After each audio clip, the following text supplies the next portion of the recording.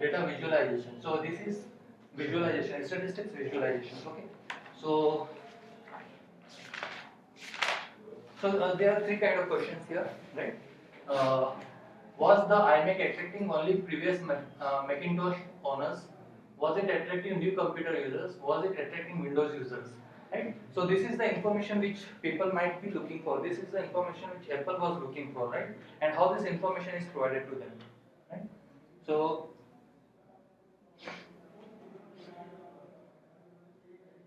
okay.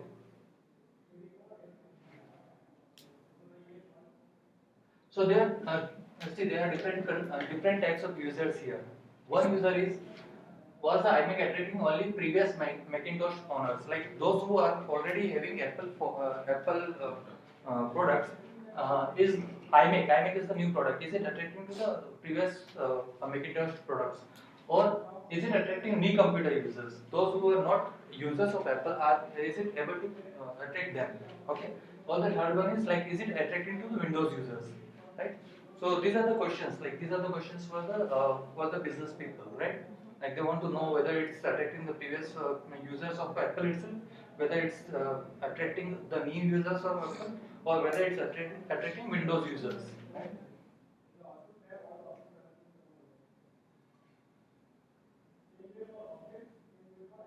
Okay. So now this kind of information, how can we get, like through visualizations, right? So I can answer these questions through visualization. Each slice is proportional to the percentage of choice in the category. So see Macintosh. So like they got the buyers. Like there are 100% of the buyers. This 100 out of this 100% of the buyers, Macintosh users are 71%, right? Uh, Windows is 12%, right? Those were using Windows, and now it is they moved to Macintosh, and the new one are 17%. So you can see that iMac, which is a new product of Apple, it is able to attract 71% of previous users themselves. Okay, only 12% of the Windows users, and new users are 17%, right? So basically now if I have to build a strategy on this, so I can see that okay, like my Macintosh users are very much attracted to iMac. I should be concentrating on that part, right?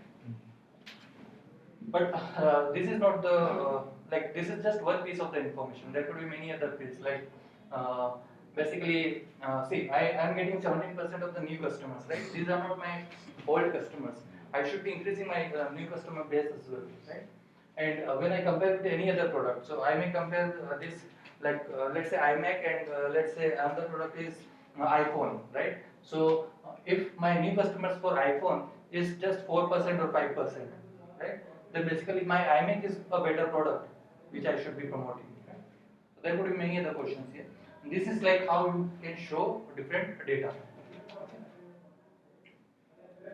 Uh, Okay, pie chart problem is like the problem you can see if the number of variables, if the number of like users are increased to a lot instead of three different categories of users, if the category is huge, then pie chart will be very clumsy, right? And you will not be able to get proper data. Even when you have to show timelines, right? It will not be able, like it will not be proper. Like I have to see that in year one, how much were my users, how much was my pie chart in year two, how much was my pie chart, then I will not be able to compare them, right?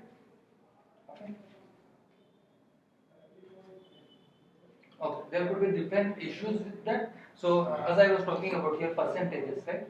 So this percentages, when it says 71%, but actual number maybe, if there is only 10 numbers, 10 number of users, then 71% doesn't make much sense, right? You just show the numbers 7, 3, 1, right there. So that will make more clear. That will give more clear picture, right? Okay. And now we have the other way of looking it into is bar charts, right? So here I can compare like my new users, number of buyers of my new users, Windows users, and Macintosh, right?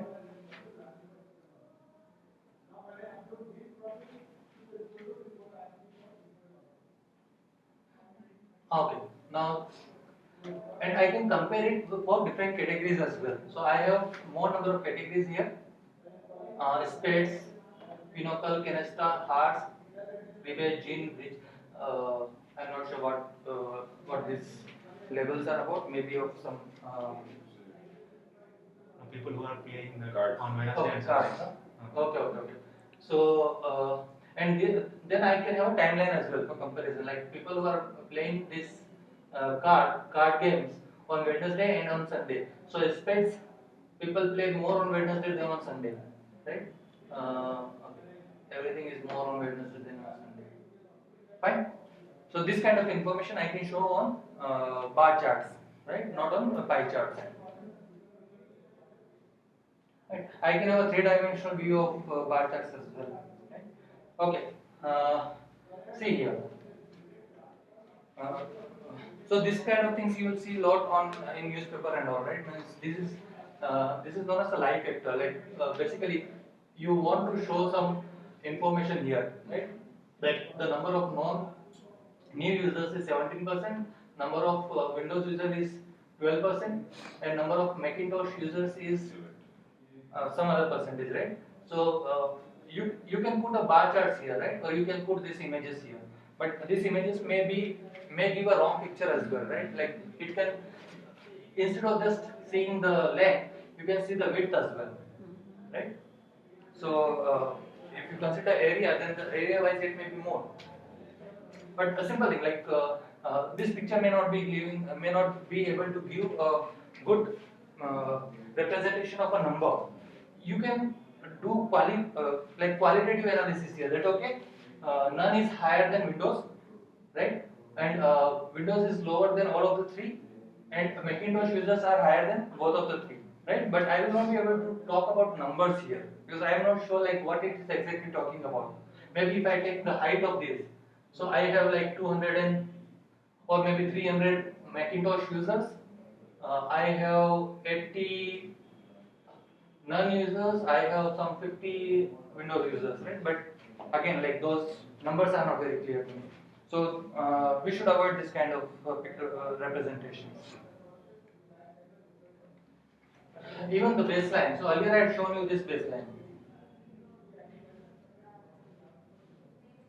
Right? Your baseline is 0, right? Now, if I change the baseline to 50, right? So basically, Windows user is starting from 50 to this. But if you compare, like, you'll be thinking of that, like, uh, uh, see, when if you see this, this is 50 and this might be somewhere around 50 to 120, around 80 or something, right? So this means that this is 3 times, right? But if you see here, this is not 3 times of this, right? So when you are changing the base, like the comparison may not be quite clear. You got my point here, right? Fine. See, if you see these and this, it will look that it is number of Windows users are 3 times more than this, right? But yes, in this case we miss the data, right? So that's why it's misleading basically. You are just changing the base. Yeah. So basically, you remove. See, it is like see, you have 60 users, uh, uh, 80 users, 80 new users, and you have 60 Windows users, right? So I'm just giving an example. Now, if you change it to change the base to 0, change the base to 50. So it will show you the plot will show you this much, which is 50 minus 30, 30, right? And 50 minus 60, 10, right? So this is how the plot will be, right? This is what you are seeing here, almost 3 times, right? But actually, difference is not 3 times between uh, Windows and new users, right? So it's just representation, like how you are seeing this plot. If I see this plot, I can directly say, oh, Windows is very less than new users. But that is not the case. Windows is not much less. Right? See, if I have to plot this actual data from the 0 base, so 0 base, it will be 80 will be somewhere here, and 60 will be somewhere here, not here or not here, right? This is not 1/3 of it, right? But here it will be 1/3 of it, right? basically see, this is how you can propagate lie. And you are showing this kind of float in a newspaper, right? So people may not be looking for these numbers directly, right? People, the first thing will be coming up with is this, right? And this may not be the correct information which people want to understand. People want to get from the picture, right? Okay. Then there is yeah, the same thing we can show in a time by line chart as well. So I'll prefer that whenever we have something in terms of uh, timelines, right? We should use line charts. Okay. But yeah, when it is comparison, when I have to compare poker with blackjack with bridge and all, when I have to compare categories, then definitely I should go by bar charts. But when I have to compare time with two lines, for example, see, this is Wednesday and Sunday, and these are categories. When I will like to have a line chart is when this is poker and blackjack. This is poker and this is blackjack, and these are times like Monday, Tuesday, Wednesday, Thursday, Friday, Saturday, Sunday. Okay. Then it will give more clear picture. Okay. This part is not wrong, just a different representation from the bar chart to a line chart.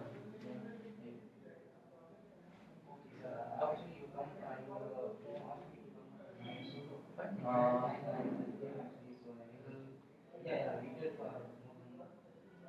Okay, we'll go through this. So, what is difference between quantitative versus qualitative? So, we had already discussed it a lot, but I'll just go summarize this. So, quantitative is measured on a numeric scale. Okay, like 0 to 100, right? Age or weight between 10 to 80 kgs or so. And examples is height, weight, temperature, or scores on the exam on an exam, right?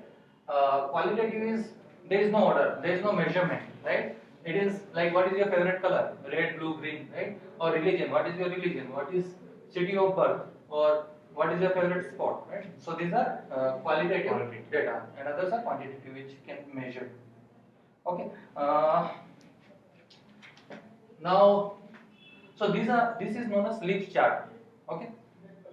Uh, Nowadays, not many people. No, I think no one uses leaf chart because these are very confusing, and like if the data is huge, it's very difficult to create these leaf charts or visualize and understand these leaf charts.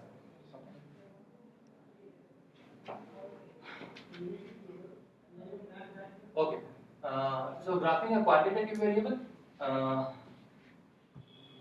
so this is a distribution, right? So which means that 39.5, or maybe I can take it as like from 30 to 4, 30 to 50. Okay, how should we 49 to 59, 39, 49. So gap of 10. So like in a quantitative variable, I'll discretize the variables for each 10 rings, and in that I am calculating the frequency. So here the frequency from between, let's say, 35 to 45 is let's say it should be around 1 or something, right? And then from 49 to 59 it is around 10, right? 69 to 59 to 69 it is around 60, right? Then 120, 150, and so this is frequency distribution. Okay, this is known as frequency distribution. Fine. Bar chart we know about it, right? So sorry, this is box plot now. Huh? So I am in box plot for two different categories: women, men. Okay, I have ranges, right? So these are not minimum and maximum of the data. These are minimum and maximum of the box plot. Okay, and they are known as like I'll talk about the name of this, like upper ranges and lower ranges and all. Okay, this is an outlier. Okay, and this one is median, and the plus sign you see is mean. Okay. Okay. So this is how a quantitative variables will look like, a distribution of a quantitative variable. Okay. Uh, so this is known as scatter plot. Okay. Scatter plot. What purpose? Scatter plot to see like how the distribution is of data. like it's collinear or Yes, like it's linear or not, it's linear, non-linear, or it's completely distributed. For example, I don't see here a relationship between this and this. What are parameter is it? Right? Okay. Steam and lift displays. So this is the these are the lift charts. See, it's difficult, but let me take one example. Okay. So, say this is the example given. Okay. Now, what? Since all of them are two-digit numbers, so I will just convert this also to two-digit, 09 and 06. Okay. Now, I will start with leaf, root one, stem. Okay. So I took 0. So I got plus 6. Then I got 9. Right. Then I went to 1. 2, 2, 4, 4, 4. 2, 2, 4, 4, 4, 5, 6, 5, 6, 8, 8, 8, 8, 9, 9. Right? Right? Then I have 2, 0, 0, 1. And then I have 3. Right? Now on this I can do lots of things. Right? I can, see, there are much better ways of doing it. Right? So,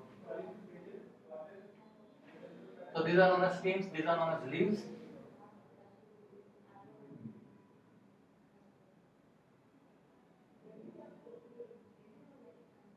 You can see the like basically it can show you distributions as well, like how the distribution. So these are different streams. These are rows, row 1, row 2, and shape of the distribution. So you can see the shape of the distribution, right? Just think of this. This shape is something like this, right? Shape of the distribution, right? So and if you uh, revert it, not like if you rotate it, it will be something like this. So it's a normal distribution, almost normal distribution. Fine. You can divide it further. So basically, you can take values which are like. So basically, here see, I am taking it from 0 to 10, 10 to 15, 15, 10 to 14, 15 to 20, 20, 15 to 20 here, 20 to 24 here, 24 to 30 here, right? So like instead of 10, 10, I am dividing it into uh, like 5 bins, bins of 5 length, right? So not here, but after all this, it's like uh, uh, actually it should have, okay, this is also divided into 5 bins, right? So 0 to uh, like starting from 00 to 05, right? So I don't have any number here, so I will not get any number here. Then 05 to 010, 05 to 10, right? Or 06 to 10, right? Then from 11 to from 10 to 14, right? You got this? Like how basically see earlier you were looking for 10 deciles, right? From 0 to uh, from 0 to 9, from 10 to from 0 to 9, from 10 to 19, from 20 to 29, right? Now you are not explicitly mentioning here, but your scale is changed here. So your scale is changed to 0 to 5, 0 to 4, uh, uh, 0 to 0 to 4, right? And 5 to 9, 10 to 14, right? Now see, between 0 to 4, are there any numbers? No. No, right? I'm just plotting it. So no, 0, right? Between 05 to 09, what are the numbers? 5, 6, and 9. 6 and 9, right? 10 and 14? 10 and 14 are there, right? 12, 12, 14. right? So all of this will come 2, 2, 4, 4, right? Then you have from 15 to 19, right? So basically, you are just this distribution is more like when you reduce the bin size, there will be more variations, right? So that is what happening here. Right? So same distribution it changed into this further, right?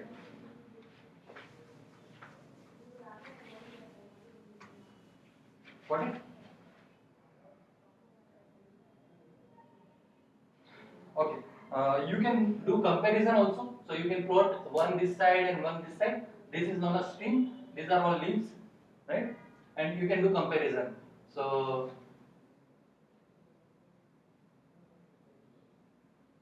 fine. So here the mean is 1998. Here the mean is around 2000, right? It's a bit difficult, but yeah, earlier people used to use these only stem cells. Okay. Then there are some use cases about it, like why these were numbers were easy, because if the numbers are whole numbers, then I can plot it. But if the numbers are like real numbers, like 10.2 or 10.5 and all, it will be more clumsy. Okay. We will not look much into this negative numbers, but it's simple, like it's just how we do it for positive numbers. It's way for negative numbers from positive direction. Fine. Okay, I'll talk about histograms now.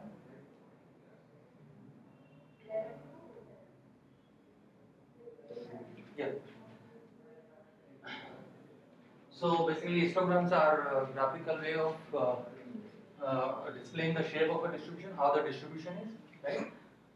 Especially useful with large number of observations. When the number of observations are huge, then you may like to have the beans. Like histogram is basically having different beans, and within that bean, how many frequencies are, how many times observations are occurring, right? So there is an example of psychology test example where you have 197 test items. Okay, each item was graded as correct or incorrect. The scores range from 46 to 167.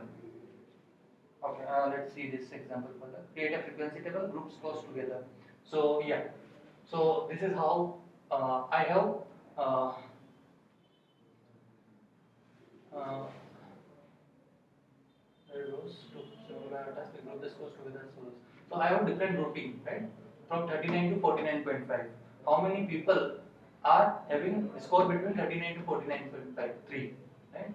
How many people are having score between 49 to 59? 10. 59 to 69, 53. 69 to 79, 107. 79 to 89, 147. 89 to 99.5, 130. Right? Similarly, I have for 119 to 129. Right? So these are like I had 190. This will not add up to 197. Then what is adding up?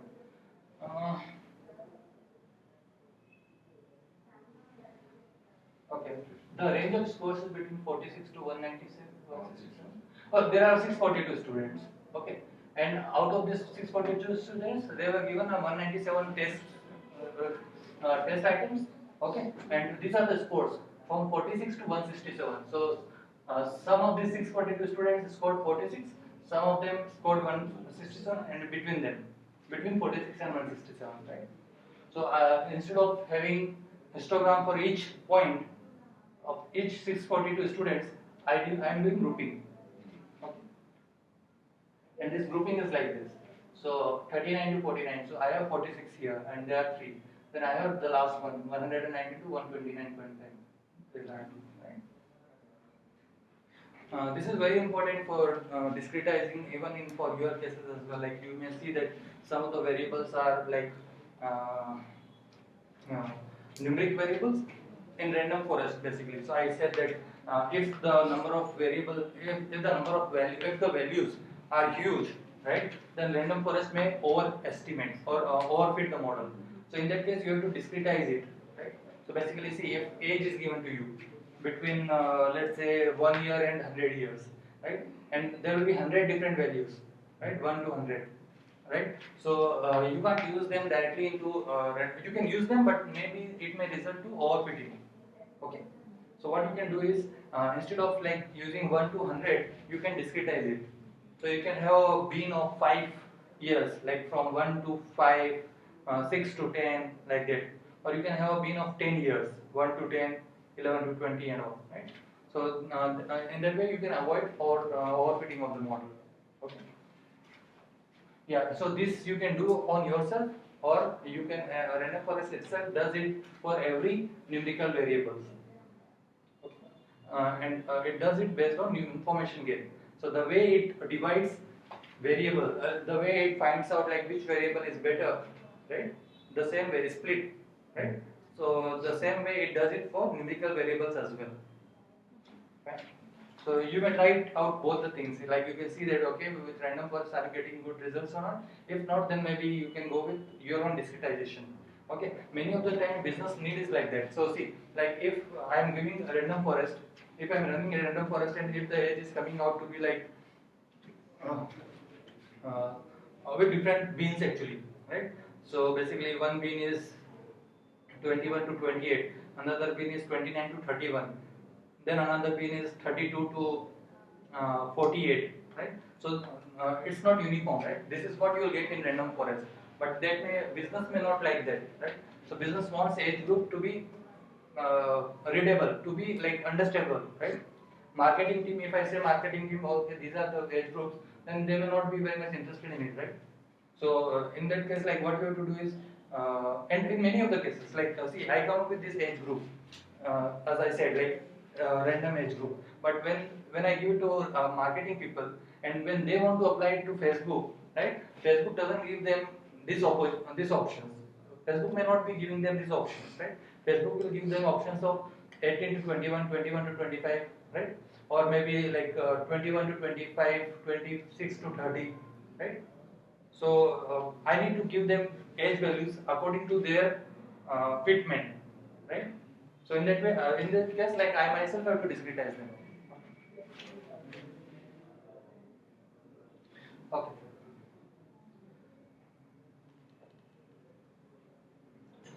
Then continuous variables. So so again, in continuous variables also we had seen that I can't give frequency for one particular value, right?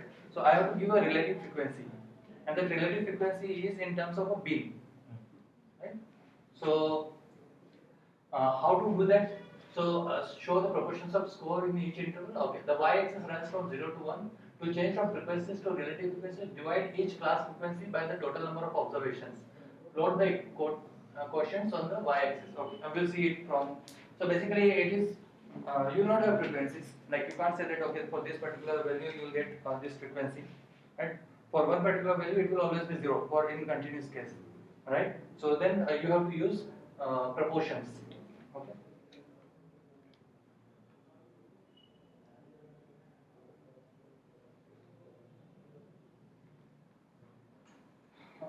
Okay. So yeah. So this is one example. You have response time uh, in milliseconds, like 568, 577 to 1007. So now you have to find frequency, right? For like for each value, I will be having one frequency, or in many cases, like it will be 0. It will be very less actually. Okay, not 0 but very less, right? So what I can do is instead of using for each value, I will be having a range 500 to 600, 600 to 700, and then I will be having a frequency. So this is how you do frequency distribution for continuous variables. Okay.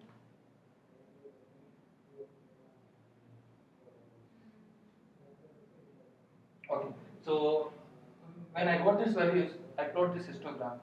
So this is my histogram for continuous values.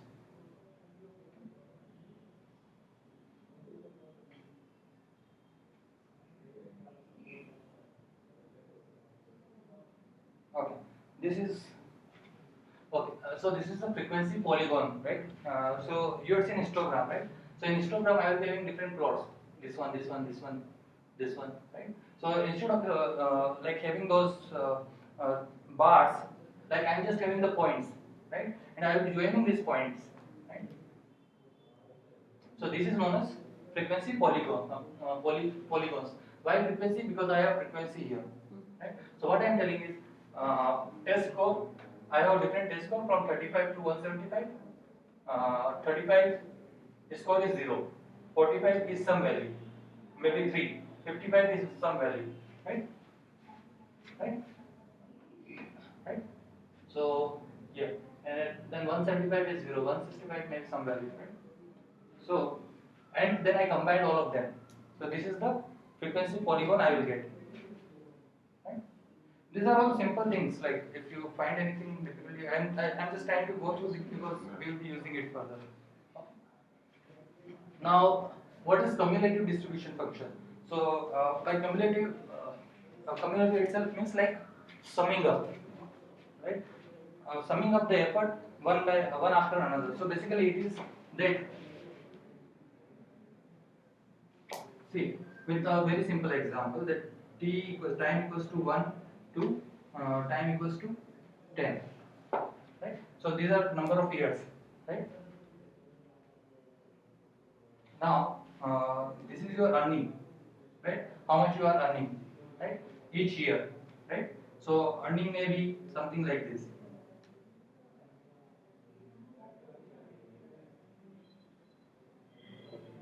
Right? Each year you are earning something, right? Now I am talking about saving, right? How much you are saving every month, every like year by year, right? So you save something, like maybe you saved this much, right? And in next year, this is 1, this is 2, this is 3, this is 4, this is 5, this is 6, and 10. In next year, you will save some more, right? So let's say this was your saving in month 1. In next month you save some more, right? So in next month, next year, the saving will be this much plus this much, right? So it will be something like this. Then third year, again it will be something like this, right? In fourth year. So it is like cumulative effect of previous savings as well. You got my point? So earnings will be almost constant, right? Or it will be having very less changes, right? Maybe 10% if that is your salary hike, right? Savings, it will be cumulative of previous years as well, right? Earnings will not be cumulative of previous years, right? Savings will be like if you saved last year and if you are going to save this year as well, and if you are going to save next year as well, then it will be having a cumulative effect, right? So this is what cumulative frequency distribution and frequency distribution. Okay. What the difference? So this is what happening here. Like I have count 0, 3, 10 and all. Now I am counting here cumulative, right? So starting with 0, then 3, then 3 plus 10, 13, 13 plus 53, 66, 66 plus 107, 173, 173 plus 47, 147, 320, right? And 642 plus 0, 640, right? Right? So this is the plot. This is how you will see a plot of cumulative distribution function. Okay.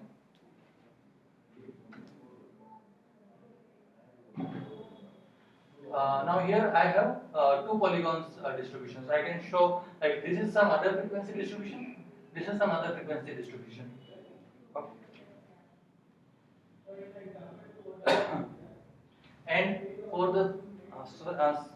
the previous frequency distributions, I have cumulative plots. Right? If you see here the difference here and here, so it is like this is having a large target. Large target means suppose you have to achieve something like you have to achieve 10 buyers uh, in 550 seconds, right? So this is what you are getting. Then you have this is small target, right? So target is small here. You have to get 6 buyers, right? So and the cumulative effect of this will be like you will be able to achieve a large number like 20 in 4 seconds itself, 4 milliseconds itself, right? But when it is small target, like it will be dragged to further times. Right? This is just how you read the plots, right? It's not just cumulative frequency, but you can do lots of interpretations as well. So it started with 0 and in 9 milliseconds it reached to 20. But which was faster? So this was faster. Right?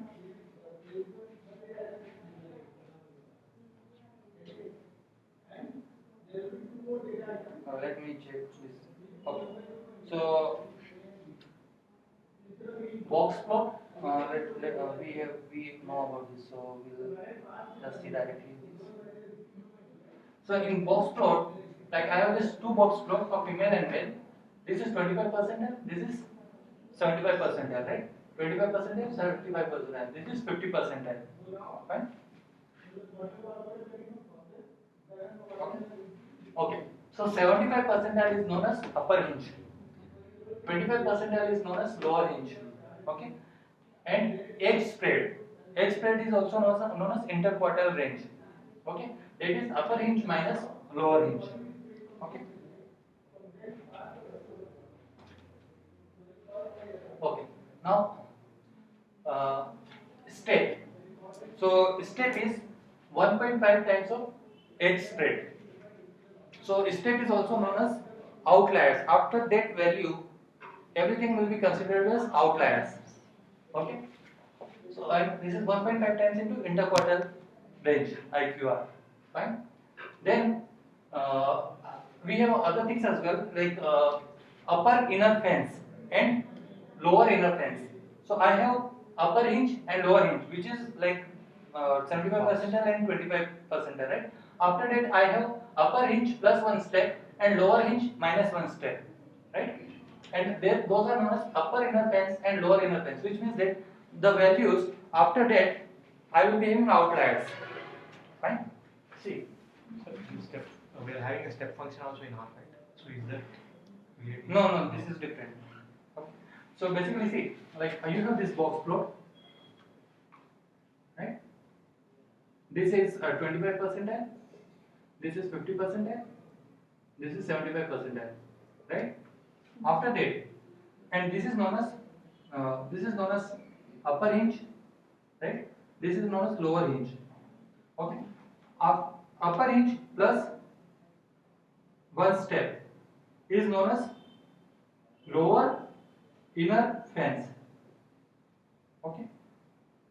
Upper hinge plus one step is known as upper lower fence, right? After that, whatever is there, they are all outliers, right? So that upper inner fence. Huh? Upper inner fence, the top. Upper inner fence, yeah. Sorry. This one low. Lower inner fence, right? And upper hinge plus two steps and lower hinge plus two steps is known as upper outer fence and lower outer fence. So outliers will be here, and then I have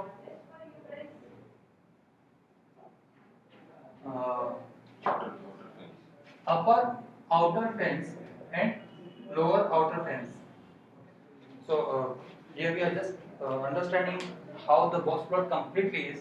See, this is what will make you different from other candidate who is going for for interview, right? Like if you know everything about box plot, then you can explain it more better than any other person. That's why I am going through it.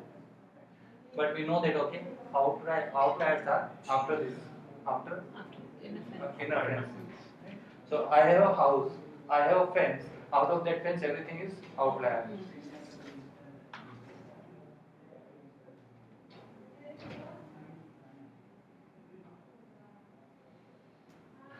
Okay.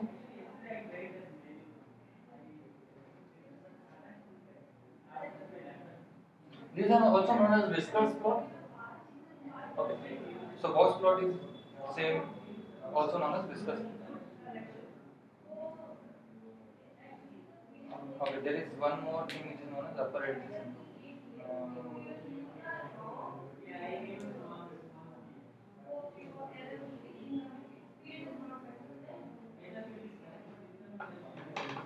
Okay, let us see this. So,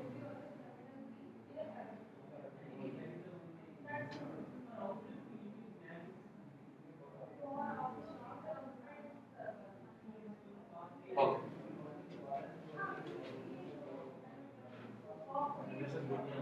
So, we talked about upper outer fence, in upper inner fence, upper hinge, lower inner fence, lower outer fence, right? And this is one step. This is two step. right? One step, two step. But for outliers, basically outliers will be anything above upper adjacent, okay, and anything below lower adjacent. Upper adjacent and lower adjacent, how I calculate? It is based on uh, interquartile range IQR into 1.5 of step.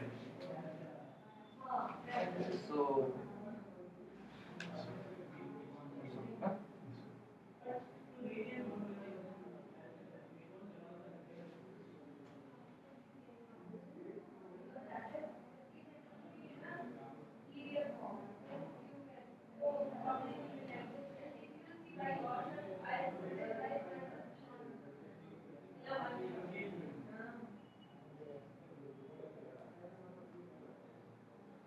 Okay, one step is fine. One step is fine. So this was fine. One step is 1.5 times of edge spread.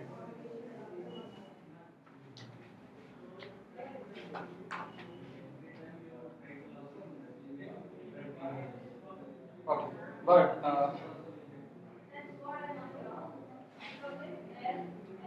so I have two more things here: upper adjacent and inner adjacent, lower adjacent. So upper adjacent is basically the maximum value. Okay, when you do these calculations, right? So the maximum value which is lower than upper inner fence. Okay, the maximum value which is lower than this, and the minimum value which is lower than lower inner fence, something like this. Okay. So it is the largest value below upper inner fence, and lower adjacent is the smallest value above lower inner fence. Okay, fine.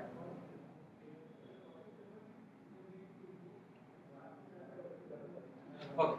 Do you want me to go through it once again? We have box plot, we have median, we have 75%, we have 25%. Then we have one step. One step is not this, but like it is 1.5 times. One step is 1.5 times of IQR, right? Okay. Right? And anything above 1.5 step, we say it as an outlier. Okay. But this upper inner fence is upper hinge plus one step. Okay, and upper outer fence is upper hinge plus two steps. Right. Similarly, I have lower inner fence and lower outer fence. Right. Then I have adjacent. Adjacent is what you will be seeing in the R plot. Right. Those the maximum values. So it is the maximum value which is less than upper inner fence. Okay. And lower adjacent is the minimum value which is above lower inner fence, right? Right. So this value should be part of the observation. Adjacent value should be part of the observation. Okay. This will not be part of observation. LIS can be anything, like it can be 28.5432, right? But 28, which is part of observation, that will be my lower adjacent. Okay. So bar charts, none Windows machines, number of buyers, right? This is how we can show bar charts. So bar charts doesn't show just frequencies; it can show any quantitative information as well, like proportions also, or like percentage increase, right? Uh, so here you see the percentage increase of Dow Jones is around 8%, right? So bar charts you can use it for that as well. Like here the percentage increase of S&P is minus 6.5. Percentage increase of Nasdaq, percentage increase, when we say it can be percentage decrease as well, right? It's 20, 26, 27, right? So I can use bar chart for percent increase as well, right? And effective for change over time, like how values are changing over time. So I have July, October, January, and how the values are changing.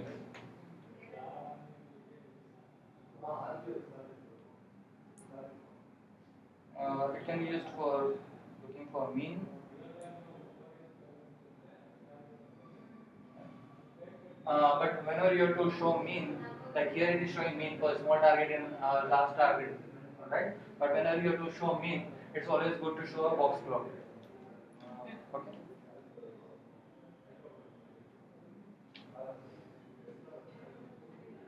So it is useful for portraying frequencies of qualitative variables, like whenever there is categorical variables, how much of those frequencies there, bar charts are very useful for them. Okay, then I have line graphs. So this is a bar chart. I can have, these are like central values, right? And instead of bar charts, I can have line charts like this. Line charts will give me more better representation from time perspective. So basically, if I can see here, this is housing, CPI percentage increase. So I can see that the housing price is dropping over the years from 2000 to 2001, right, in 4 quarters. Food and beverages, uh, it's increasing now. Transportation is low, but it's decreasing, right? And recreation prices are increasing, right? Fine. So that way, like it's quite useful. We had seen this previously also.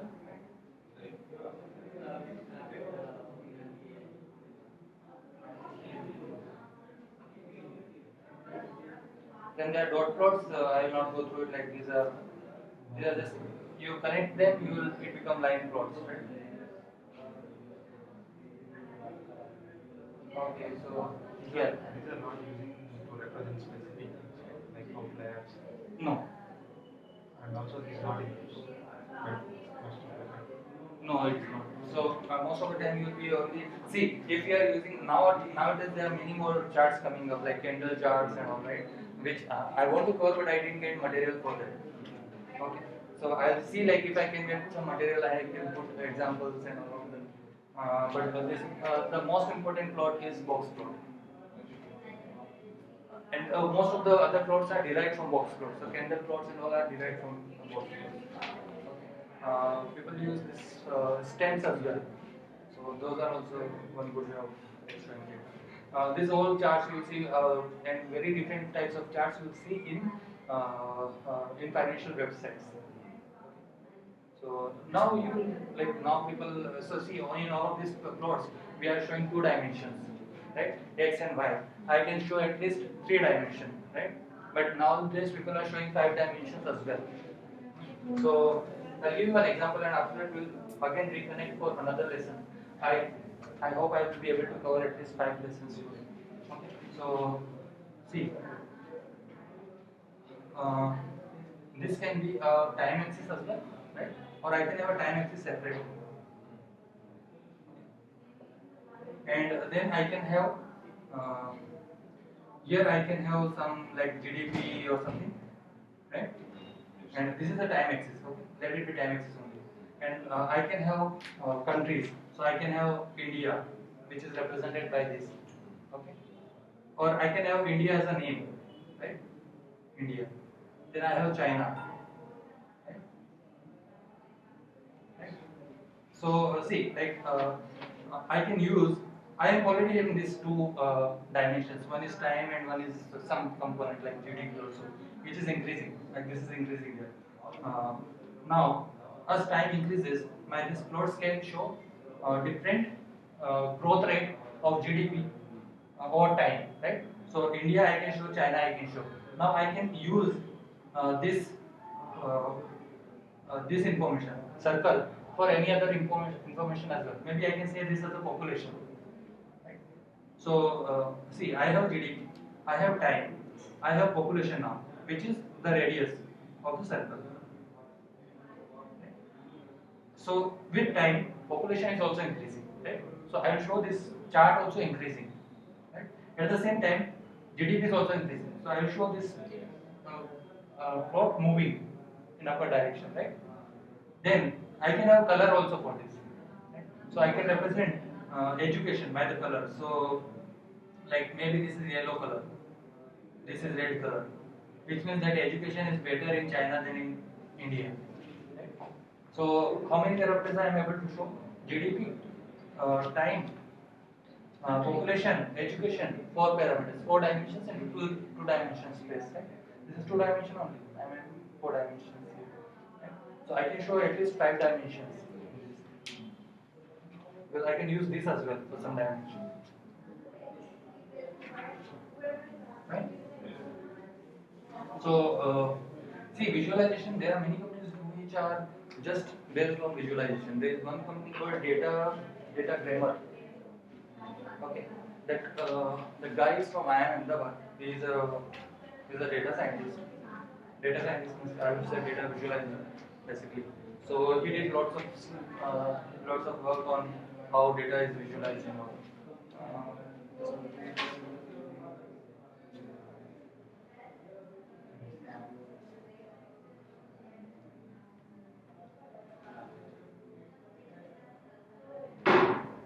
I think he started his own a different company now, so that might be a different name, but Data Grammar was his original company.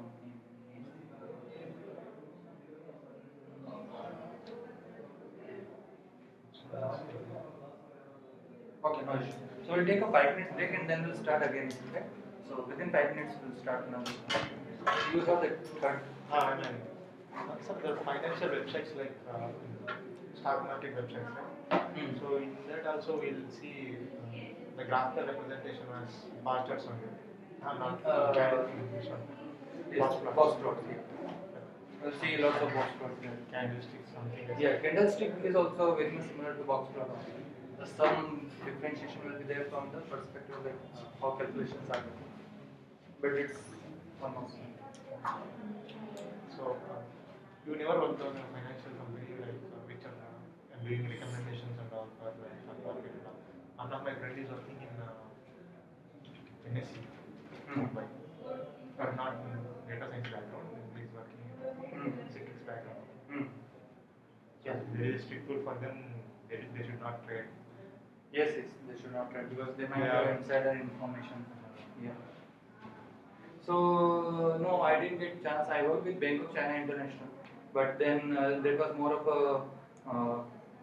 like it was not for from trading perspective. So not all banks, like many banks are involved in this trading, but not all banks are. So, and there are companies. Edelweiss is one which use lots of data science, but still see financial. I myself worked on financial modeling and all. But I never find a very good model for financial this trade analytics and all. Right?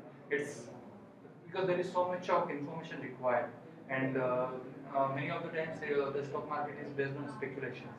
Right? So if I think that okay, this TCS shares are going to increase, I will start buying the shares. When I buy the share, when the demand is not there, right? So see, when in share market, what happens is someone is selling a share, then only you will be able to buy, right? Because the number of shares are same, right? Those like it's not that you can buy anytime, right? So if someone is willing to, if you are willing to buy shares of TCS at let's say 2,000 rupees, right? And someone who purchase the shares at let's say 1,100 rupees. So I can see okay, I am getting 900 rupees benefit in it. Okay? So I'll sell it to you, right? Now when I am selling it, right? People say that okay, like there are many people who are involved in buying and selling the shares. So the price of share of TCS will automatically go on increasing, right? So they follow this demand and supply rule, right? But many of the times it is because of speculations that someone is telling that okay it will happen and people start buying. I myself did it many of the times. So there is one company called I forgot, very small company. So Sri Ram or something. I forgot it. So it's very small company. Like they are not even 100 crore rupees company, but they have a IPO. They are publicly listed and all. So I just got a news on my mobile phone that this company is going to be a supplier to Walmart, right? And at the time, like Walmart, it was news that okay, Walmart is coming to India and all those stuff. So I purchased those shares. Those shares were of 70 rupees. Okay, after that company went bankrupt. Right? Now the share price is 3 rupees. Right? So this is how people trade based on many times based on speculation. Even people like me, like who are aware that okay, many of the times is used to repay and maintenance. So yeah. We'll take 5 minutes of break and then we'll start. You have the other lessons. I'm here.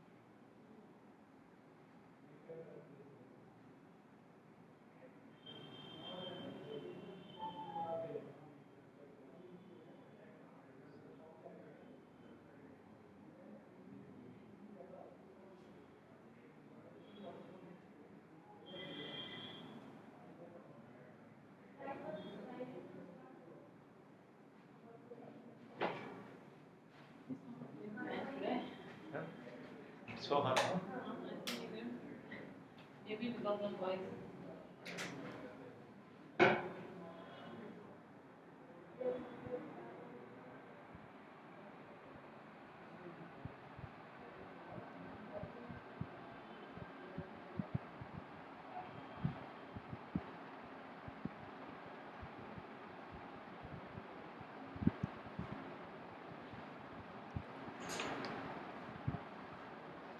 You also in which company?